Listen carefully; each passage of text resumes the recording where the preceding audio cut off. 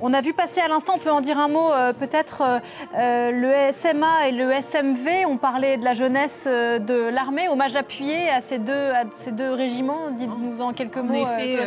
En effet, le service militaire adapté, il a pour objectif de former des jeunes ultramarins à des savoir-faire civils et militaires qui sont nécessaires dans leur île. Donc c'est avec un fort ancrage local. Donc l'idée, c'est vraiment de leur permettre d'apprendre un nouveau métier et d'être acteurs de leur territoire. Le service militaire volontaire est situé plutôt en hexagone et c'est un service interarmé. Donc on a les 3 armées qui ont des antennes, des centres dans toute la France. Et donc c'est là où voilà, on va vous dire, il y a des postes pour tous les profils, que vous soyez jeune, moins jeune, diplômé, moins diplômé, non diplômé. Il y aura toujours des spécialités qui pourront vous intéresser. Donc n'hésitez pas à venir vous renseigner dans les centres, dans les opérations qui d'aujourd'hui, notamment aux Invalides, ou sur Internet, voilà. Et les écoles militaires qui sont à présent entrées dans la danse. Il me semble qu'on a croisé les polytechniciens à l'instant. Oui, les polytechniciens qui ouvrent le bal. Les écoles défilent par ordre d'ancienneté de leur école, donc Polytechnique, qui est la plus ancienne école de formation des officiers, qui a été fondée en 1794. Voilà, on peut dire un mot de leur tenue peut-être. Eh bien, c'est grand uniforme. Alors, depuis quelques années, les filles défilent en pantalon. Avant, on défilait en jupe. Vous êtes vous-même polytechnicienne. Vous avez défilé en jupe. J'ai défilé en jupe. Et il faut faire attention avec les bottes pour pas glisser sur les pavés.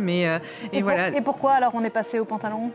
C'est dans un souci aussi d'uniformité. Et puis pour montrer que femmes ou hommes, finalement, on est égaux. Et on a les mêmes chances dans l'armée. Un mot de la coiffe, peut-être ? Le bicorne qui est un peu notre marque de fabrique. On garde ce bicorne et en secret, à l'intérieur, vous trouvez votre numéro d'entrée à Polytechnique. Donc c'est quand même un souvenir qu'on garde dans son salon pendant toute sa vie. Là, on va passer à l'Académie militaire de la Gendarmerie nationale, donc, qui a pour objectif de former les officiers de la Gendarmerie nationale. On l'oublie souvent, mais la gendarmerie dépend du ministère des Armées. Ce sont des militaires, effectivement, qui remplissent une mission au profit du ministère de l'Intérieur, en complément des services de police. Donc cette académie qui a changé de nom il n'y a pas longtemps, on parlait d'école des officiers de la gendarmerie nationale. Elle est depuis peu l'Académie militaire de la gendarmerie nationale, pour renforcer encore son statut de militaire. Voilà, gendarmerie nationale, c'est 50% de la population, 90% du territoire. Donc vraiment l'importance des gendarmes sur l'ensemble du maillage de la France.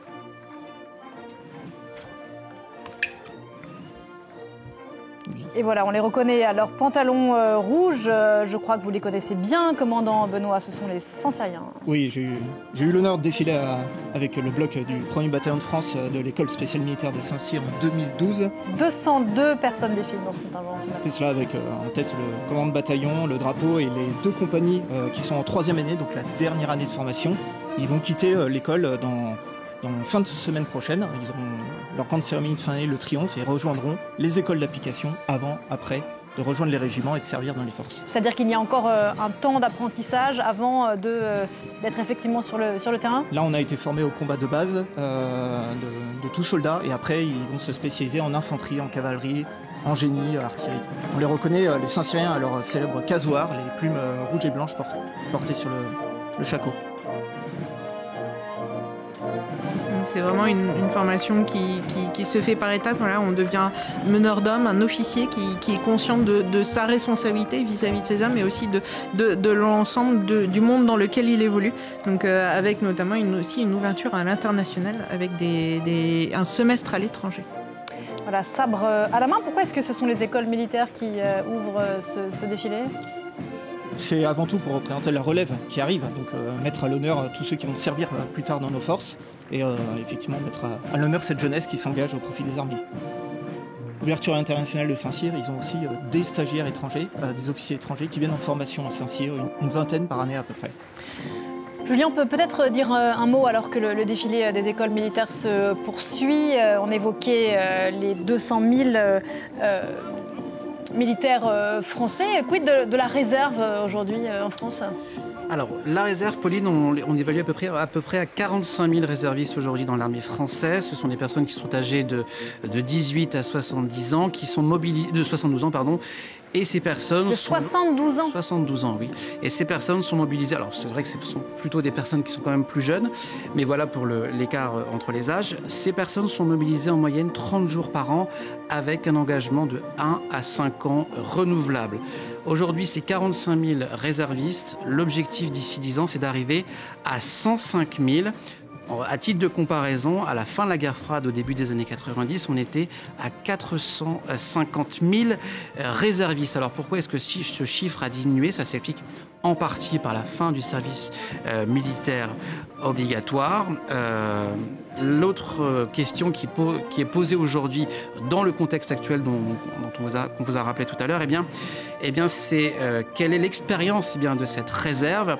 Il y aurait des pistes pour que cette réserve ait plus d'expérience de terrain. À l'heure actuelle, elle peut être mobilisée pour ce qu'on appelle des menaces actuelles, lorsque par exemple pour un conflit ou des attentats, ou pour des menaces qu'on appelle prévisibles, lorsqu'il faut sécuriser par exemple les Jeux Olympiques de Paris comme l'année dernière, ou pour des missions ponctuelles à l'étranger. On parle d'opérations militaires en extérieur limitées ou sur le territoire national, avec, on le connaît tous, sur le territoire national, les opérations Sentinelle.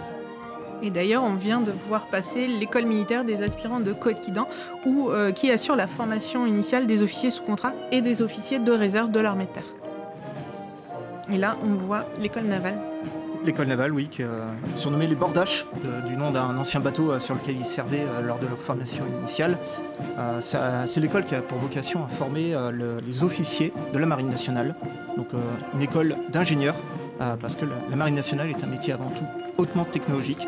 Et sur un bateau, vous êtes peu nombreux, donc tous les officiers doivent être formés à manipuler tous les systèmes d'armes et les systèmes techniques qui sont présents sur le bateau.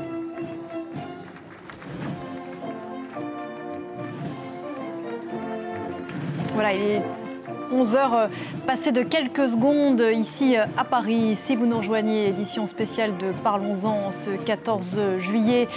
Défilé militaire sur les Champs-Élysées. Le président Macron a invité, vous le voyez à la droite de votre écran, le président indonésien ainsi que l'émir du Koweït pour participer et observer ce défilé militaire. Une tradition, une vieille tradition française que ce défilé militaire qui ne s'est fixé d'ailleurs sur les Champs-Élysées. Je crois que dans les années 80, il s'est promené, dirais-je, d'avenue en avenue à Paris avant d'être fixé commandant sur les Champs-Élysées. Le défilé militaire a pris sa naissance en 1880, il me semble, et avait lieu avant à l'hippodrome de Longchamp. Et le premier défilé militaire sur les Champs-Élysées a eu lieu en 1919. C'était le défilé de la victoire au sortir de la Première Guerre mondiale. D'ailleurs, pour la petite histoire, je crois que les aviateurs en 1919 ont défilé à pied. En réaction, quelques semaines plus tard, un adjudant-chef qui s'appelait Charles Godefroy a effectué un vol, non pas au-dessus, mais sous l'Arc de Triomphe. Et en 1934 a eu lieu, le 14 juillet 1934, le premier défilé aérien. À l'exception donc de l'an dernier, depuis les années 80, ce défilé militaire français a lieu sur les Champs-Élysées. Est-ce qu'on est toujours dans les écoles militaires colonel, je dis pour la petite histoire, colonel, la tâche est rude pour vous. Vous avez sous les yeux un livre assez épais qui décrit régiment après régiment. C'est vrai que là, pour le coup, certains ont des tenues quand même sensiblement similaires. Alors on s'y perd. Bien sûr. Là, on vient de voir passer l'École nationale supérieure des techniques avancées, donc qui travaille au sein de la Direction générale de l'armement et qui sont ces ingénieurs de demain qui vont concevoir et définir les futurs matériels pour les armées. Donc, le rôle de la Direction générale de l'armement, c'est bien d'équiper les forces, que ce soit des chars, des bateaux, des systèmes d'information et donc ils sont dans tous les domaines, maritime, énergie, cyber, santé, etc. Je crois que là, on n'est pas loin de votre domaine de compétences dans l'ingénierie. Exactement. Donc moi, je travaille en effet à la DGA, la Direction générale de l'armement, en tant que directrice de programme sur Scorpion. Scorpion étant le programme qui s'occupe du renouvellement des véhicules blindés de l'armée de terre. Donc c'est un acronyme franchement assez compliqué, mais on va essayer, puis on verra certains des véhicules un peu tout à l'heure. Voilà, les véhicules, les blindés, ce sera après les troupes terrestres. Donc on a vu passer l'école de commissaire des armées, qui sont les grands administrateurs militaires au sein des armées, qui occupent beaucoup de fonctions support, que ce soit management, achat, juridique, finance. Et voilà, leur rôle, c'est vraiment de fournir le soutien aux soldats, qu'ils soient en opération extérieure ou sur le territoire national, en métropole ou en outre-mer.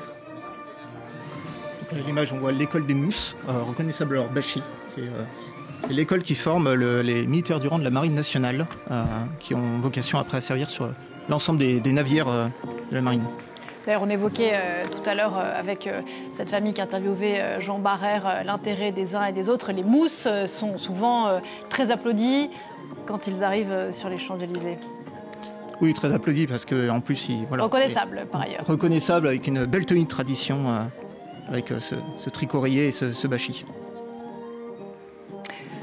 Question de néophyte, colonel Aurélie, comment est-ce qu'on est sélectionné pour défiler? C'est quand on s'est bien comporté toute l'année, qu'on a été sage et qu'on a bien obéi? Comment ça se passe? Qu'on a eu des bonnes notes?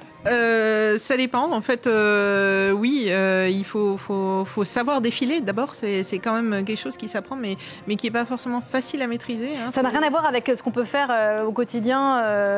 Absolument pas. Aujourd'hui, on verra des personnels de la Direction générale de l'armement, donc qui ont été choisis pour pouvoir défiler, et pendant une semaine ou 2 semaines à Fréjus d'abord, puis après à Satory, ils vont travailler, ils vont faire de l'ordre serré, qui n'est pas non plus, en tout cas pour la DGA, le quotidien, notre quotidien. Oui, parce que vous travaillez dans des bureaux, j'imagine.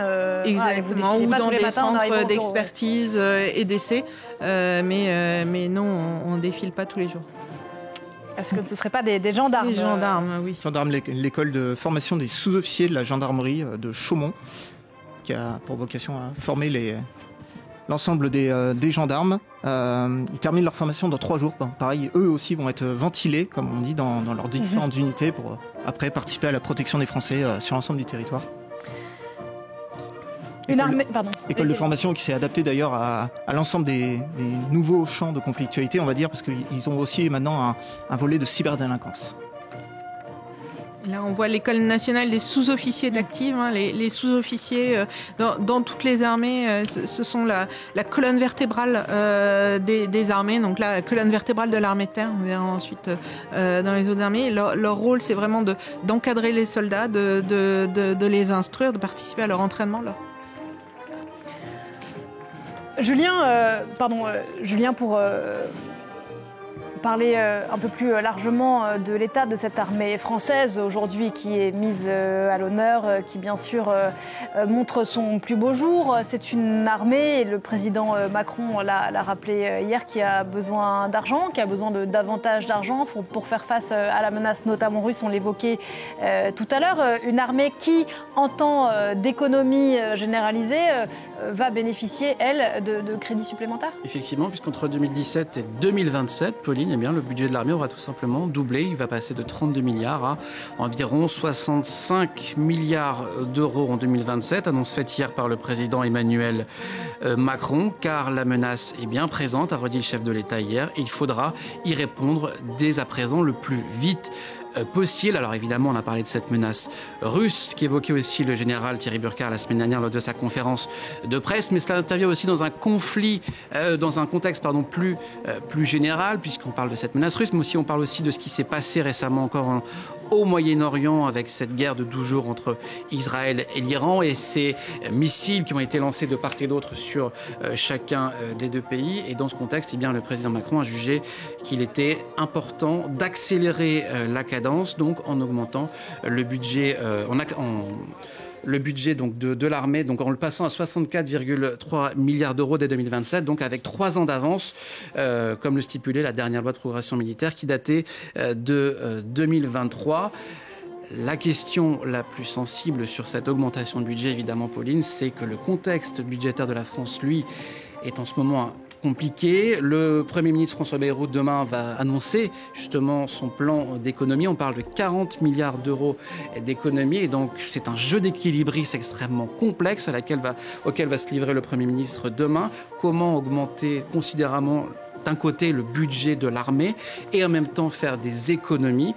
Ce sera lui, demain, qui fera ces annonces et elles seront attendues, on le sait, avec beaucoup d'attention. On a vu à l'image tout à l'heure les forces de gendarmerie mobile, donc c'était l'escadron de Satoné-Camp qui totalise cette année, qui totalisait en 2024 quasiment 220 jours d'absence, donc c'est des unités qui sont beaucoup projetées, en particulier avec une année exceptionnelle avec les Jeux Olympiques de Paris, les émeutes en Nouvelle-Calédonie. Donc 220 jours d'absence dans une année pour ces gendarmes mobiles. À l'image, nous voyons l'école militaire préparatoire technique, qui est une école qui a pour vocation à former des jeunes entre 16 et 18 ans, à leur donner un bac technologique, technique, de façon à ce qu'ils puissent servir au sein de l'armée de terre dans des métiers fortement techniques tels que la maintenance aéronautique, le cyber, et différentes choses. Donc on leur donne une préparation au bac technologique et après ils rejoignent les rangs des sous-officiers à l'École nationale supérieure des sous-officiers d'active.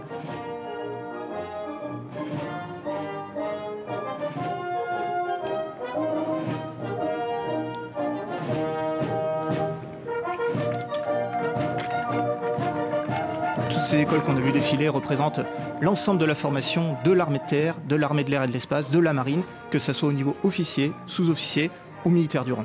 Voilà, et donc la séquence des écoles militaires est maintenant terminée et on va voir défiler la gendarmerie, l'armée de terre, la marine, l'armée de l'air et de l'espace, notamment, n'est-ce pas ? Oui. Voilà, là on retrouve encore une école avec l'enseignement technique de l'armée de terre et de l'espace. Donc également une école qui accueille des Français à partir de l'âge de 16 ans pour en première, en terminale, suivre une formation à la fois académique mais aussi professionnelle aéronautique.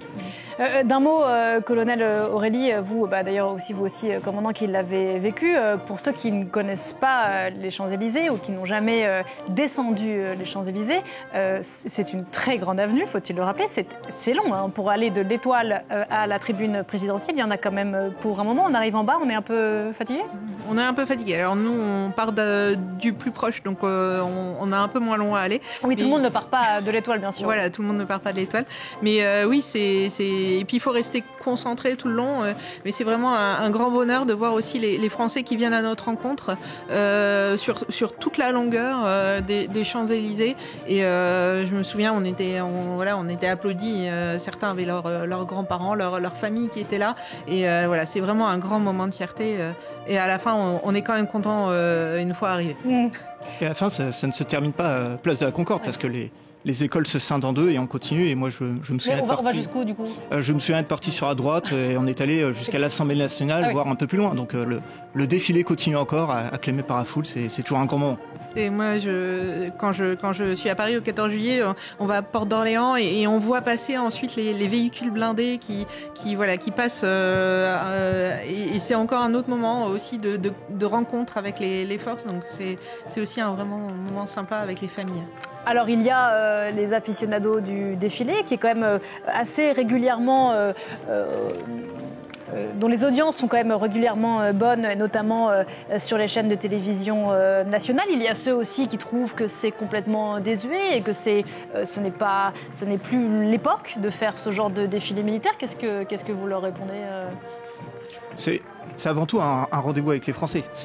Les Français peuvent savoir où passe leur argent, votre chroniqueur en parlait, pour qu'on leur montre que nos armées continuent à s'adapter à la menace qui est en cours. Vous le verrez avec les différents véhicules blindés qui vont passer, les différents vecteurs aériens, ainsi de suite.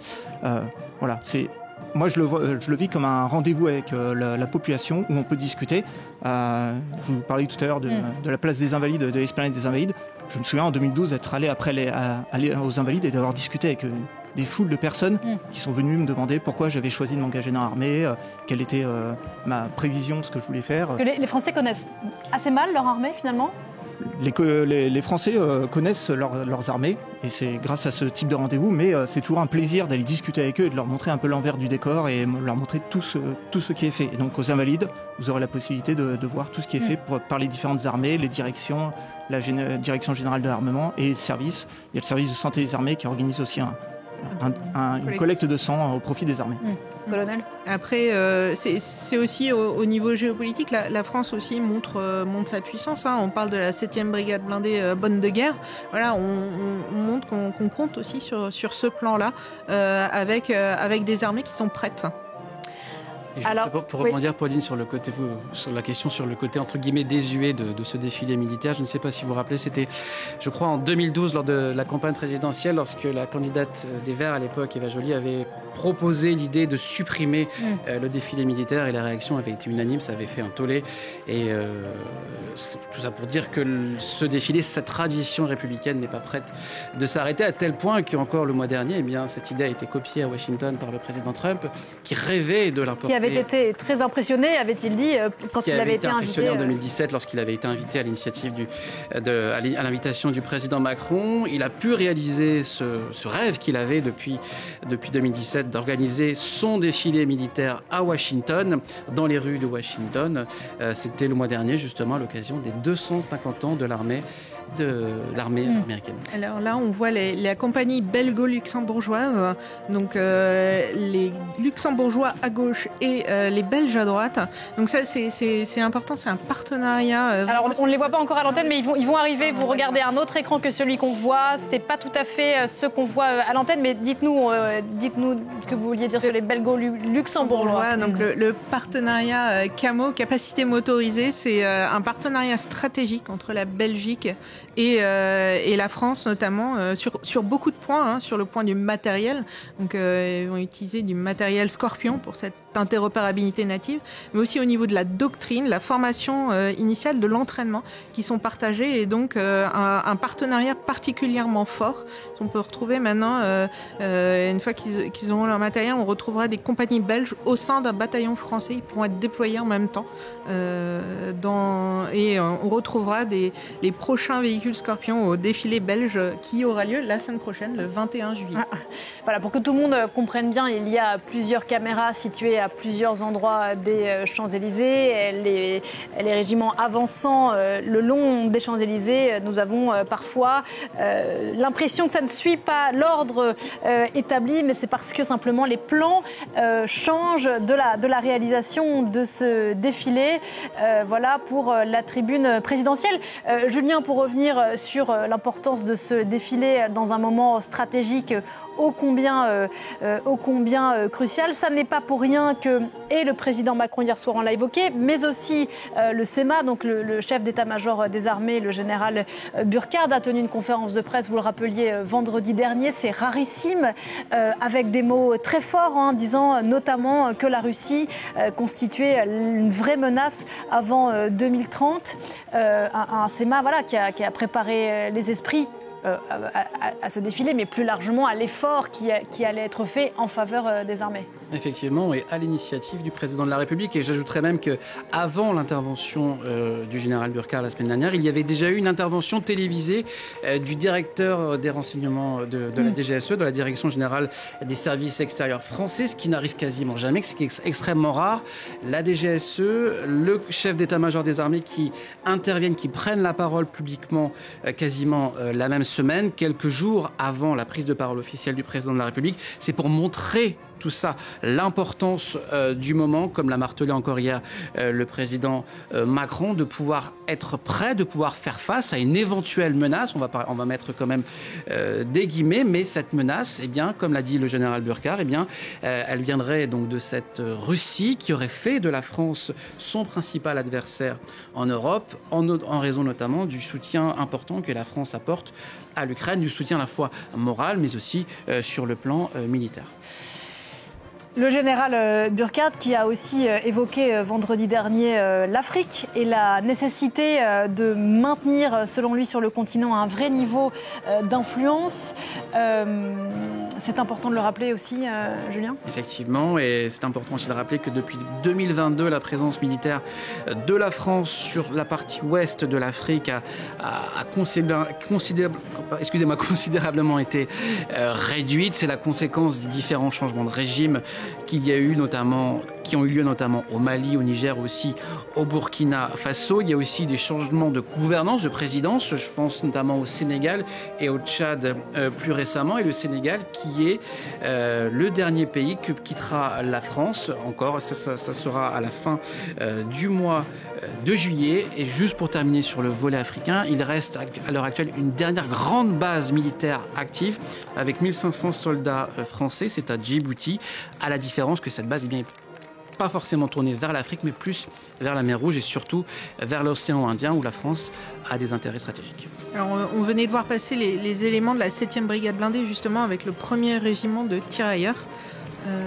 On a vu passer l'ensemble de la 7e brigade blindée en format troupe à pied parce qu'ils vont passer encore avec les troupes motorisées. Donc on a vu 2 régiments d'infanterie, 2 régiments de cavalerie et un bloc constitué des appuis. Vous aviez le 68e régiment d'artillerie d'Afrique et le 3e régiment de génie. Donc c'est cette volonté de mettre la 7e brigade blindée en format de guerre. Donc là, on voit la brigade de sapeurs-pompiers de Paris. Voilà, et certains je l'ai dit tout à l'heure, de la vingtaine de chiens qui défilent, non, une dizaine de chiens, je crois, au total, qui défilent cette année. J'écoutais tout à l'heure l'un de ces pompiers dire que son chien n'était pas stressé, mais lui, étant stressé, son chien devait ressentir le stress. Compliqué aussi de faire défiler un chien, colonel ? Ah oui, ça doit être clairement compliqué de rester au pas avec un chien qui finalement ressent aussi à la fois cette excitation et puis le monde qu'il y a autour.